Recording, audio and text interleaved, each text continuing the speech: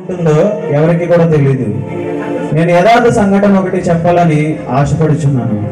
అది 1909వ సంవత్సరం నుండి 1911వ సంవత్సరం వరకు, అనగా 2 సంవత్సరాలు కష్టపడి ఒక వ్యక్తి ఒక పెద్ద పడవను తయారు చేశాడు.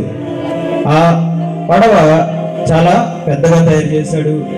అది ఎప్పటికీ కూడా నాశనం అవ్వదని ఆయన అనుకున్నాడు. కెనడా దేశంలోని మాంట్రియల్ అనే పట్టణంలో అట్లాంటిక్ మహాసముద్రం మీద నుండి ఆ పడవ, అనగా అమెరికా నుండి బయలుదేరి అది ఇంగ్లాండ్కు బయలుదేరింది.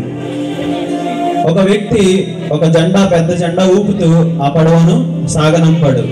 ఆ వ్యక్తి ఏమన్నాడంటే, ఇంత బరువైన ఇంత గొప్ప పడవను లేదా గొప్ప ఓడను ఎవరు కూడా నాశనం చేయలేరు, చివరికి దేవుడు కూడా దానిని ఏమీ చేయలేడని సవాలు చేశాడు.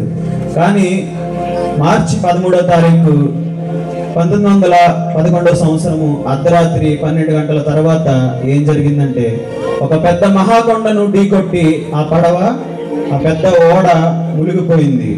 1500 మంది ప్రాణాలు కోల్పోయారు, సముద్ర గర్భంలో కలిసిపోయారు. 74 సంవత్సరాలు సముద్రంలోనే ఆ పడవ ఇప్పటికీ కూడా మనకు శిథిలాలు కనిపిస్తూ ఉంటాయి. అదే మనందరికీ తెలిసిన టైటానిక్. కాబట్టి దేవుడు అనేక మందిని ఈ విధంగా చేస్తున్నాడా అని మీకు ఒక సందేహం రావచ్చు. కానీ ఎవరైతే దేవునికి వ్యతిరేకంగా జీవిస్తారో వారికి మాత్రమే ఇలాంటి పరిస్థితులు ఎదురవుతాయి. దేవునికి వ్యతిరేకంగా ఎవరైతే ప్రపంచాన్ని నేను జయించాను, ప్రపంచాన్ని నేను శాసించను అని అనుకుంటారో వాళ్ళందరికీ కూడా ఇదే గతి పడుతుంది. కాబట్టి దేవుణ్ణి ఏ సమయంలో కూడా పరీక్షించకూడదు. అంతిమ విజయము దేవునిదే.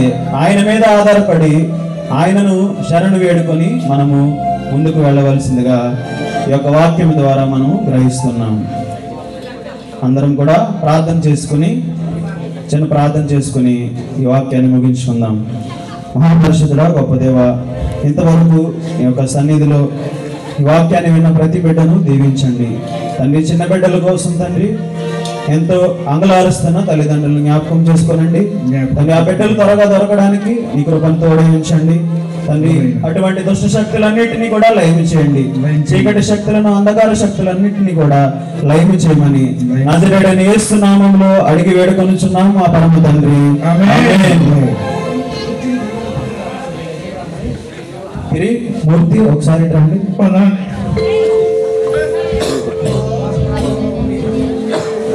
నేను ఉపవాస ప్రార్థనలో ఉండి ఆ పిల్లల ఆచూకీ ఏమైందో ప్రభువుని వేడుకుంటాను. ఖచ్చితంగా మనకు పరిష్కారం దొరుకుతుంది. మీరు ధైర్యంగా ఉండండి, దిగులు చెందకండి.